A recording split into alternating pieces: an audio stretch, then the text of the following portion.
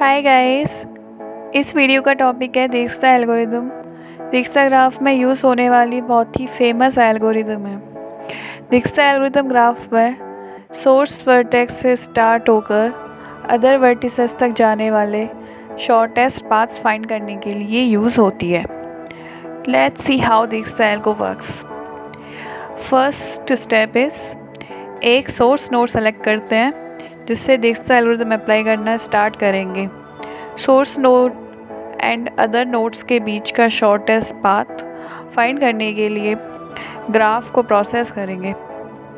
Then इस algorithm में अभी तक जो भी शॉर्टेस्ट डिस्टेंस नोन है उसका ट्रैक रखते हैं।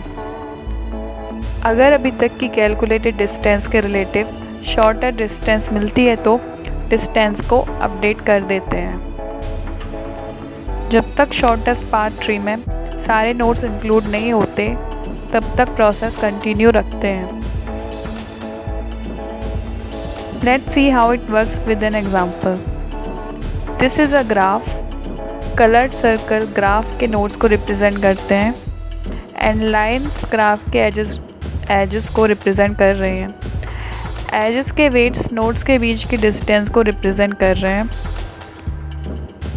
ग्राफ का सोर्स वर्टेक्स है 0। इसमें हमें दिक्सा एल्गोरिथम यूज़ करके सोर्स वर्टेक्स 0 से स्टार्ट होने वाले सारे शॉर्टेस्ट पाथ्स फाइंड करने हैं। तो देखते हैं दिक्सा एल्गोरिथम को यहाँ पर कैसे अप्लाई किया जा सकता है। सोर्स वर्टेक्स 0 की डिस्टेंस इसी नोड से 0 होगी, तो यहाँ इसकी डिस्टेंस 0 अपडेट कर दी है। सोर्स नोड्स की बाकी के सारे बचे हुए अदर वर्टिसेस से डिस्टेंस अभी हमें नहीं पता है, इसलिए उसे मैक्सिमम डिस्टेंस से इनिशियलाइज कर देंगे। इस केस में मैक्सिमम डिस्टेंस इन्फिनिटी ले लेते हैं। क्योंकि हमें शॉर्टेस्ट पाथ ट्री में इंक्लूडेड सारे नोड्स का ट्रैक रखना है, उसके लिए हम जो नोड्स अभी तक शॉर्टेस्ट पाथ ट्री में स्टोर नहीं हुए हैं उनका ध्यान रखेंगे। अभी तक वो नोड्स हैं 0, 1, 2, 3, 4 एंड 5। क्योंकि यहाँ सोर्स नोड 0 है इसलिए हम नोड 0 से इसके एडजेसेंट नोड्स की डिस्टेंस चेक करना स्टार्ट करेंगे। यहाँ हम देख सकते हैं कि 0 के एडजेसेंट नोड्स 1 एंड 5 है।